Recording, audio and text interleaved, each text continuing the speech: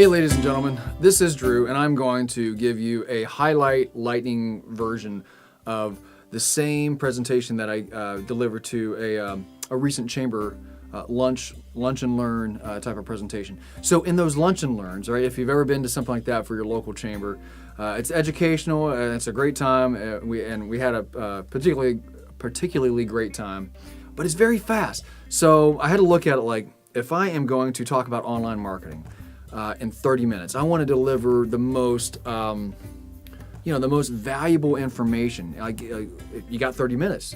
So here's what I did. I spoke to, as far as my intended audience, I spoke to business leaders, marketing directors, directors of business development, and entrepreneurs. And I mean, that includes, shop owners and restaurant owners. And so here's the route I took. Okay, so I'm going to cover some of the things, and I'm not going to get too technically into it. Okay, but it's all about getting found. But it's not all about getting found, because getting found is really a third of the equation. One of the things that everyone seems to have no problem knowing about, they know about Google, and they want to come up as number one. So here's my search engine results page, right? Here's my, and I'm going to type in a query. I'm going to type in a search term. And then they want to come up right here, like ding, ding, ding, ding, woohoo. I mean, they want to be number one, and everyone can understand that. And so the people and the places and the services offered that come up right here, that's a huge deal to people, and they want to be a part of that. Why wouldn't you, right? I wouldn't say focus on that, or at least I certainly wouldn't say take all your energy and put it into SEO. Now, what's SEO? Let me write it up here, because getting found is a huge part of it. There's SEO, there's search engine optimization. And that is simply this. It's simply putting content on your website. You're doing what you can to influence, that's the key word there, to influence the search engines. They want to deliver the most relevant information. And the second that they are not delivering relevant information, you as a user are kind of bummed. And if you're bummed enough, you're going to stop using Google to get your relevant information. So Google doesn't want that. They want you to keep coming back, just like any customer, right? They just want you to come, and we do. We come back like dozens of times a day.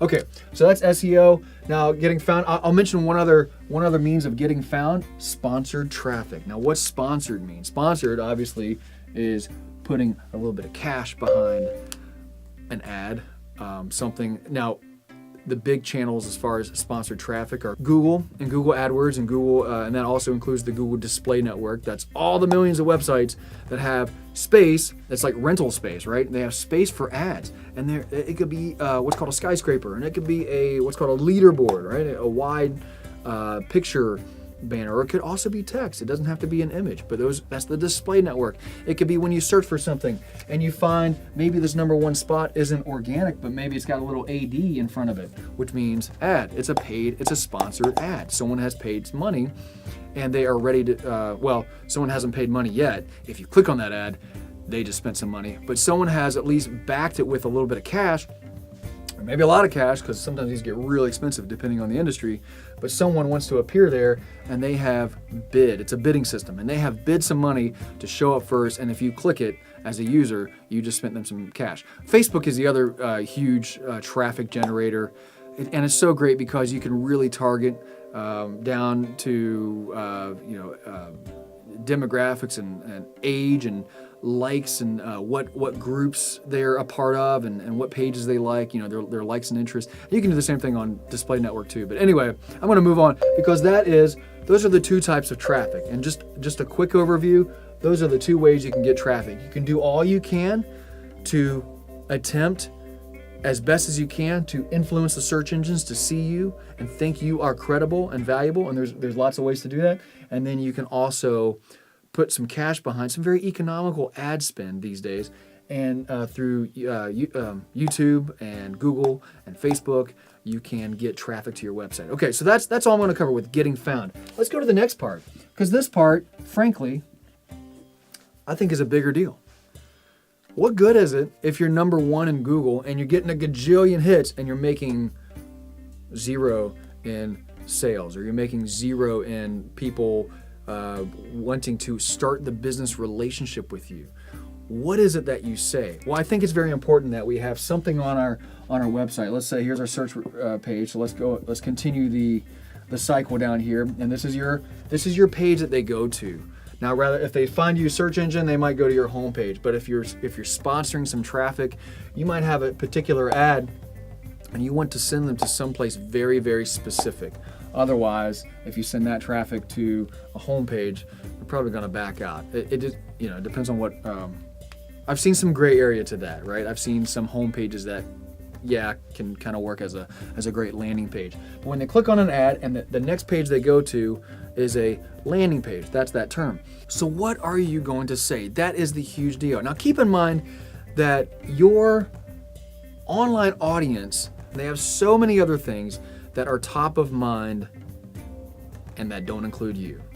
They are thinking about their health. They are thinking about the health of their loved ones. They are thinking about their kids. They are thinking about covering their kids' college bills and fees and at least helping them out. There are tons of things that are on the tops of minds of all of the people that are searching or at least coming across you. They just are browsing and they're coming to you. So now what are you going to say? Well, here's some ideas. You got to think first, what's in it for them? Now I could put a T, but this. If you think WIIFM, WIIFM, what's in it for me? Put yourself in the shoes of your traffic. Put yourself in the shoes of your web user, right? They've come to your page. What's in it for me? This is where people botch it. It's on and on about themselves. We do this and we do that, and you know what? What's top of mind is not you, and that sounds great, but I don't care. When you start spinning your words, and words are the most powerful thing that is going to be at the center of your marketing, is going to be at the center of your message, your brand, the words. Now, some people might say, some of you might be thinking, oh, wait a second, what about video? Okay, all right, fine, let's look at video. What are you gonna say in the video? You get me? Like what words are going to be in the video? It's still the same thing. Listen, guys, video is a mechanism. Those ads are a mechanism. Let's not talk about the mechanism. Let's talk about the who. Let's talk about the who and the how you say it. So how do you get to this? How do you get the what's in it for them? Okay, so what's in it for them? Can you come up with something? Here's how you come up. Here's just one of the many ways. I'm going to give you one. You're going to answer the questions you often get. You often receive questions, whether they come in through email, whether it be you, whether it be someone on your team, on your staff, whether it be, a lot of times it's the sales force, right? Bring in your sales force. They're going to be a huge asset to this because they are the face that people see. They are the face that people get to know. Here's the huge thing. They are the face that people get to build a relationship with. They start the business relationship with your sales force, your sales team. So ask them, what's in it for me? What are the objections that you hear? And what are just, and maybe not necessarily objections. Don't just answer, don't just treat this like, oh, it's sales, sales, sales. It's not all about sales, sales, sales, because you don't do business with anyone whom you don't trust. You got to start developing some rapport. You got to start getting your traffic out of the browser mode and into some rapport mode. It's only in that mode that you can develop some trust, all right? And in time, maybe, there's no guarantee, but maybe they will become customers. They will convert, right? There's some marketing lingo. They'll convert. They'll become paying clients, paying customers of yours. All right, so what's in it for them? Answer questions. So I'm just going to put a Q up here. Answer questions. Here's another thing. Formulate those questions into what's often called a lead magnet or an opt-in, a piece of opt-in material, and request their email for it. Now, here's the thing. I know what some of you may be thinking. Oh, I get a ton of those. I see those all the time. Listen, it's not for you. You're inside your organization. It's hard to see outside, but there are some people that are dying. As long as your questions, as long as the answers to your questions are good, as long as you don't hold back, answer some real questions. What if you take an industry question that, let's say it's kind of hush-hush. What if it was something in real estate? Here's a huge one. People are very curious about working with a real estate agent and their commissions. It's like they're just curious about that. And sometimes they're beyond curious. They want to trust that person, but they might have been burned before in the past. They might have some trust issues. What if you're the real estate agent that is transparent, honest, vulnerable, and you answer some of those hard questions that's taboo, that none of your competitors seem to care to answer? What if you answer that? What's that going to do? Is it going to oust you? Is it going to do something like that? Are you going to be shunned by your industry? Or are these people right here going to, oh wait, that's your business. Are these people right here going to find you and come here and start building some trust and start becoming within your rapport category, right? They're going to move on to the rapport stage of the relationship. That's a good thing. So the last segment here, I'm going to draw a little arrow up here. Okay, the last part, and it goes full circle because it's not about just getting found. It's not just what you say, it's how you say it. But now what? Now you're going to get the people finding you, and then you're going to speak to them, and you're going to appeal to them, and they trust you. And at some point, they either pick up the phone and call you, or they physically walk into your place of operation, into your business, and what are they going to experience? Now, I got my gears working up here, right? The gears are moving.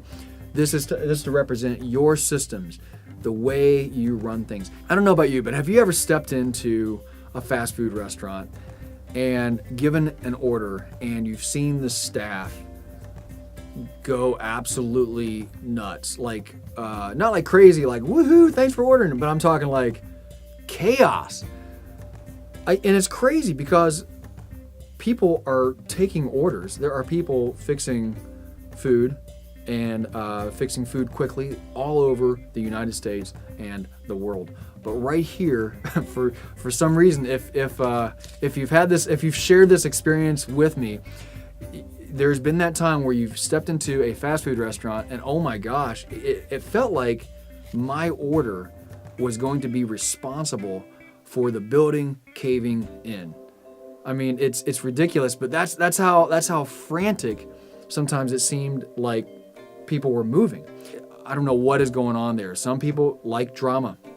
Let's just throw it out there. Some people really like drama, and they feel like what they are doing is very dramatic. And oh my gosh, he ordered, he biggie sized it. I mean, and it's just dramatic. And what does that scream? I mean, have you done that? Because here's what it screams to me. It screams to me that this is not a pleasant experience. No one wants to come in and see chaos and going, oh man, you guys. They want, in this case, you want your food. You want it relatively fast. Not so fast that if it falls on the floor, it's picked up and scooped and put on your tray. I mean, you want it quickly, but you want people pleasant. You want to deal with pleasant people. You want to be honored. You want to be respected and looked at in the eye and all those good customer service things. But what are people going to experience in your business? Because here's the thing. If they don't have a good experience, it doesn't matter now what you say anymore for those people that you've worked so hard. You've worked so hard to get them there. Now what else? This goes deeper because we're talking about online marketing, right? That's our topic. What about this? What about over here on your search engine results? What about, some kind of review where this person that didn't have a good experience, no matter what the business or organization is, no matter what the product or service is, if someone did not have a good experience, they can talk about it. In fact, I think the statistics are like a bad experience brings 13. Someone who has a bad experience tells 13 others, and someone who has a good experience tells maybe 3 others, maybe 4. Don't quote me on that statistic, but it's something like that. I just want you to think about your systems in your business, because out of these 3 things, this has got to be solid. I mentioned in the presentation, in the long presentation, that there's a mentor. He doesn't know he's a mentor of mine, but when I love his show. Is something on CNBC. Marcus Lemonis is his name, and there's a show called The Profit, and it's a great show, especially if you're an entrepreneur, especially if you're a business owner. And he says businesses or his mantra here is people, process, product. And here's the thing, you can have a business that survives, maybe not thrives, but you can have a business that survives on, as long as you have two of these. But the process often gets neglected in all this marketing speak. If you don't have this, and likewise, right? What about my fast food story? What about that anecdote? What if you have the wrong people working in your kitchen? What if they're just drama-filled? Oh, woe is me! You didn't just order the big fries. What if they're just people like? What if you got the wrong people? What if you have the right people? You just need to move them around. Okay, I'm not saying you got to fire everybody, but what if you do some assessment? What if you have a business like that where you can actually kind of move them around and try them out in different places? If these things aren't in place, it won't matter in the long run about getting found. It won't matter about what you say and how you say it. But as long as this is great and this constantly you're taking steps to improve, and the product is or the service is fantastic and valuable and provides value to others, whether that be a lot of value to a handful or rather that be a little bit of value to a ton of people, to the masses, to a broad reach. It's this thing right here is so important. And then you have a fantastic cycle. If you watched all the video, I hope it's been valuable to you. I hope you're inspired, even just for one thing. Again, this is Drew Hudgens of Hudge Creative. Thank you so much.